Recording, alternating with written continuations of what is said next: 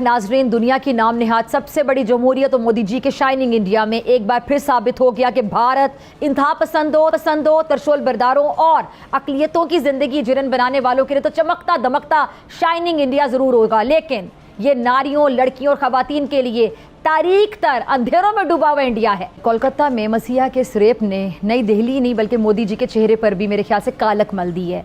10 रोज से भारत में डॉक्टरों, पैरामेडिकल स्टाफ, नर्सें ये सब सड़कों पर हैं और अपनी साथी मसीहा डॉक्टर के कातिलों को इबरतनाक सजा का मुतालिबा कर रहे हैं। ऐसा ही मुतालिबा मैं आपको ज़रा याद करवाना चाहूँगी, 2012 में भी उस वक्त इसी ज़ोरों शोर से बाकायदा किया गया था, जब दिसंबर 2012 था, जब नई दिल्ली में आपको शायद याद होगा कि एक 23 साल फिजियोथेरेपिस्ट की बस में इज्तिमाई ज्यादती की गई थी, इसमें दरी की गई थी। तब भी भारत के चौकीदार के नाम से मशहूर मोदी, नरेंद्र मोदी, उसी की हुकूमत थी और आज 2024 में भी उसी नरेंद्र मोदी की हुकूमत है। एक क्लिप मुझे याद आया, अक़वाम मुत्तहिदा का एक नुमाइंदा था कि वो जब रिपोर्ट पढ़ रहा था तो बता रहा था कि कितनी ख़वातीन के साथ इस्मत दरी के वाक़यात पेश आए कश्मीर में, मकबूजा कश्मीर में। और ये रेप किसने किया? भारतीय सेना ने, भारतीय फौजियों ने। भारत के जो अपने सरकारी इदारे, उनकी रिपोर्ट के मुताबिक नरेंद्र मोदी के चमकते दमकते शाइनिंग इंडिया में सालाना 25,000 औरतों की किस्मत दरी होती है। बिल्कुल सही सुना आपने। इस सारी सूरत पे बात करने के लिए मेरे साथ मौजूद हैं ह्यूमन राइट्स एक्टिविस्ट। बहुत शुक्रिया आपका ज्वाइन करने के लिए, वक्त देने के लिए। दुनिया पर यह तनकीद करता नहीं थकता भारत और अपने आप को शाइनिंग इंडिया और सबसे बड़ी जमहूरियत, तो न जाने क्या क्या कुछ ये कहते हैं। वहाँ पर ख़वातीन की किस्मत दरी के वाक़यात दुनिया में सबसे ज़्यादा हैं। जितना रेप जो रेशियो है, जितना भारत में, इंडिया में शायद दुनिया में कहीं भी नहीं है। सबसे पहले शुक्रिया फिजा जी अपने प्रोग्राम में मदद करने के लिए। लेकिन मुझे नहीं पता फिजा जी आपको जर्नलिस्ट किसने बनाया। आपको यही नहीं पता कि 2012 में भारत के अंदर किसकी सरकार थी। उस समय कांग्रेस की सरकार थी। हालांकि चलो ठीक है, सब किसी भी सरकार हो, लेकिन ये जो रेप से ही है बहुत ही कंसर्न की बात है। इन पे मतलब करे से करे कानून बनने चाहिए, पूरी दुनिया के अंदर बनने चाहिए। और कंसर्न की बात पूरी दुनिया के लिए, चाहे वो रेप भारत के अंदर हो, पाकिस्तान के अंदर हो या कहीं पे भी हो।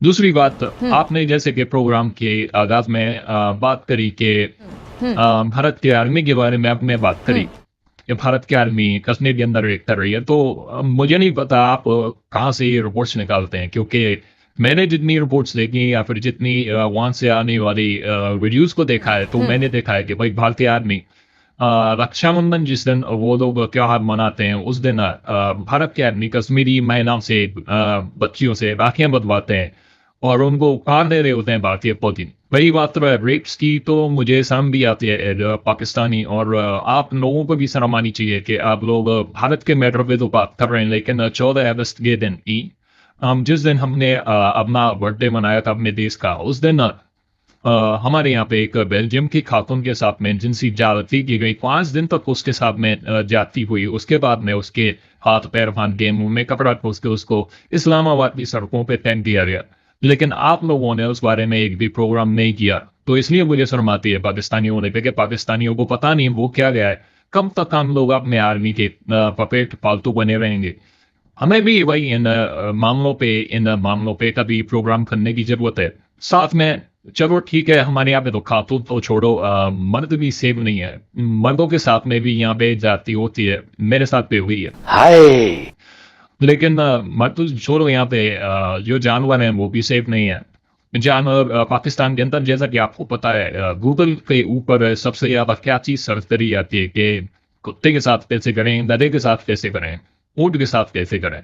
ऐसी ऐसी चीजें आती हैं, पूरी दुनिया में हमारी व्यवसाय हो रही होती है, लेकिन आप लोग उस बारे में एक भी प्रोग्राम नहीं करते। जानवर तो छोड़ो, हमारे यहाँ पे गाड़ियां भी सेफ नहीं है, गाड़ियों के जो एग्जॉस्ट हैं वो भी सेफ नहीं है, उनके साथ में भी हमारे यहाँ पे रेप किए जाते हैं। वो छोड़ो, हमारे यहाँ पे कब्रों के अंदर जो डेड बॉडीज हैं उनके साथ में भी यहाँ पे रेप किया जाता है, वो भी हमारे यहाँ पे सेफ नहीं है। लेकिन आप लोग बिल्कुल यहाँ पे पाकिस्तान के लिए आके बंद रहती हैं, तो आपकी नजर सिर्फ रहती है भारत के ऊपर, हिंदुस्तान के ऊपर। तो मुझे समझ आती है आप लोग क्यों इस पर बात नहीं करते। लेकिन हाँ, मैं समझ सकता हूँ आपकी मजबूरी। मैंने एक कहीं पे खबर भी सुनी थी कि हमारे एक रिटायर मेजर साहब हैं, उन्होंने भी ये बात बताई थी कि पाकिस्तानी जितने भी न्यूज स्टूडियो है वहाँ पे हमारे एक ऑफिसर, आर्मी का ऑफिसर हमेशा बैठा रहता है और उसको खुश करने की जिम्मेदारी हमारी फीमेल्स एंकर्स की होती है। तो आप भी आपकी जो क्या बोलते हैं उसको, मजबूरी को मैं समझता हूँ जी। ये देखिए, ये बड़ा दिखावा करते हैं पूरी दुनिया के समाजों में, तो जितना भी नजर आएगा, लेकिन इंडिया में जितना नजर आएगा बगरी करेंगे उतना कहीं भी नजर नहीं आएगा। जैसा कि आप इनके एक जमाना था जब इनके ड्रामास बहुत देखे जाते थे। शुक्र है हमारे यहाँ इनके ड्रामे उस तरह नहीं देखे जाते, लेकिन मुझे याद है हमारा बचपन जब था तो ये बात मैं अलग मानूंगी कि तब बड़ा ये इनके ड्रामास चलते थे, डिफरेंट चैनल्स ये वो। अब शुक्र है कि पता चला कि भाई हमारे जो अपना कल्चर है, हमारे अपने ड्रामास जो हैं वो ज्यादा बेहतरीन बनते हैं। मतलब वो बेसिकली रियलिटी पे बेस करते हैं, रियल जो इश्यूज हैं हम उनको हाईलाइट करते हैं अपने ड्रामों में। और हमारे ड्रामों की बड़ी पजीराई है अल्हम्दुलिल्लाह पूरी दुनिया में। इनके ड्रामों में क्या दिखाते थे कि भाई वो मतलब एक खातून है, गहनों में लदी हुई है, महंगी से महंगी साड़ी पहनी हुई है और करोड़ों की बातें हो रही हैं, 500 करोड़ 800 करोड़, इतने अरब इतने खरब। लेकिन अगर आप इंडिया में चले जाएं तो वहाँ पे जो उनके हालात हैं, उनके जो मामलात हैं, इनकी फिर जो रियल जो एक मूवी बनी थी टॉयलेट, एक प्रेम कथा, कि वहाँ पे टॉयलेट्स नहीं थे लोगों के पास, ये इनकी रियलिटी है। दुनिया में सबसे ज्यादा अमीर लोग दूसरे नंबर पे भारत के अंदर है। और रही बात हमें अपनी बारे में बात करनी चाहिए। हमारी आवाम आटे के लिए तड़प रही है, भूखे मर रही है, और जहाँ भी हमारे लोग जाते हैं सिर्फ बीज मांगने के लिए आते हैं। हमारे जो ब्रदर इस्लामी मुल्क हैं, यूएई, सऊदी अरब, वो लाते हैं मार के हमारे पाकिस्तानियों को भगा रहे हैं। तो उस बारे में भाई हमें शर्म करने की जरूरत है, लेकिन आप लोगों को पता नहीं क्यों शर्म नहीं आती। मुझे तो वही पाकिस्तानी होने पर इन चीजों में शर्म आती है। दूसरी बात, कम से कम वो लोग अपने टॉयलेट्स के वो लेकर अपने यहाँ पे मूवीज बना रहे हैं, प्रोग्राम बना रहे हैं। लेकिन जिनके पास आप लेट नाइट जाया करती थी, हमारे साबिक वजीर आजम इमरान खान साहब, उन्होंने भी एक बयान दिया था कि 45% यानी कि 42% पाकिस्तानियों के पास में ही सिर्फ टॉयलेट की फैसिलिटी मौजूद है। जब फिरते हैं तो ये अभी अमीन असलम ने आपके सामने स्टेटिस्टिक्स रखी कि सिर्फ 42% पाकिस्तानियों के पास टॉयलेट फैसिलिटीज हैं और उतने ही पाकिस्तानी हैं जो कि जिनके पास सैनिटेशन है। और फिर यह भी दिखाया कि हिंदुस्तान पिछले 4 साल में वो इस चीज के ऊपर काबू पा रहा है। हमारे से आगे निकल के हमारे हालात थे उनके भी। मतलब कि 48% पाकिस्तानी आज भी टॉयलेट की जो सुविधाएं उनसे उनके पास में नहीं है। तो हमें उस बारे में बात करनी चाहिए। हम पूरी दुनिया में जब ऐसा ही हो रही है पाकिस्तान की, भारत ने तो बहुत सारा काम किया है। भारत ने, मैंने पढ़ा कहीं कि लगभग 80 to 90% प्लस लोगों के पास में इस समय टॉयलेट की फैसिलिटी है।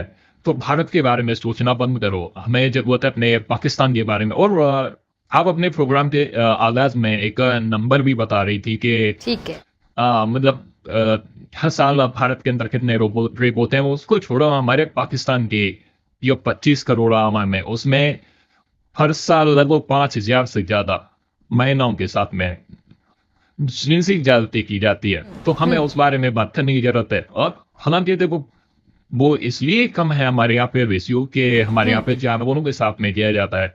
मर्द सेफ नहीं है हमारे यहाँ पे, गाड़ियाँ, कार, मोटरसाइकिल भी सेफ नहीं है। तो उनकी वजह से ये महिलाओं का रेशियो कम है, नहीं तो हमारे यहाँ पे भारत से कहीं ज्यादा होता। तो थोड़ा बहुत उस पर भी प्रोग्राम करो और लोगों को जागरूक करने की हमें जरूरत है। लेकिन आप लोगों को शर्म नहीं आती, मुझे बहुत शर्म आती है पाकिस्तानी होने पे। रही बात टॉयलेट्स की, तो टॉयलेट आपने हमारे पाकिस्तान के अंदर दे दी है कि किस टाइप के टॉयलेट्स हैं। हर बात के बगल में टॉयलेट खुले में रखे रहते हैं, तो वो उसको टॉयलेट नहीं बोलेंगे, वो खुले में ही हदना बोतना हो जाएगा। My God! आपने इंडियन आर्मी का तो जिक्र किया, लेकिन अपनी आर्मी के बारे में बोलना भूल नहीं। हमारी आर्मी बलूचिस्तान के अंदर क्या कर रही है, हमारे पाकिस्तान की आर्मी सिंध के अंदर क्या कर रही है, और बांग्लादेश के अंदर क्या किया था हमारी आर्मी ने।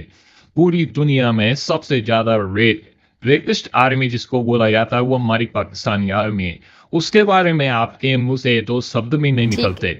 ज्यादा वो है तो आप हुमूदुर रहमान कमीशन की रिपोर्ट पढ़ लें, जिसमें कि बताया गया लगभग 10 लाख औरतों के साथ में बांग्लादेश के अंदर रेप किया था हमारी पाकिस्तानी आर्मी ने। तो दोस्तों सबसे पहले आप सभी से माफ़ी चाहूँगा इस तरीके की वीडियो एडिट करके डालने के लिए, क्योंकि ये पाकिस्तानी कुछ ज़्यादा ही भाई आजकल प्रोपेगेंडा करने लगे हैं भारत के खिलाफ। सभी के दिल इस समय दुखी हैं भाई उस रेप को लेके। और जितना बड़ा कानून हो, जितना बड़ा कानून हो वो बनना चाहिए भारत के अंदर इन रेप्स के खिलाफ, या फिर जो दरिंदे ये काम कर रहे हैं भाई उनको मैं तो ये बोलूंगा साबित होते ही तुरंत लटका दो यार। उसके अलावा और कोई कानून नहीं बनना चाहिए, सिर्फ सजाए मौत होनी चाहिए। बाकी ये पाकिस्तानी, जैसा कि भाई मैं हालांकि इस वीडियो को नहीं बनाता, लेकिन ये फिजा खलीफा, ये पाकिस्तानी चमची, ये हमारी इंडियन आर्मी को बीच में लेके आई है, तो मुझे इस तरीके की वीडियो बनाना पड़ा।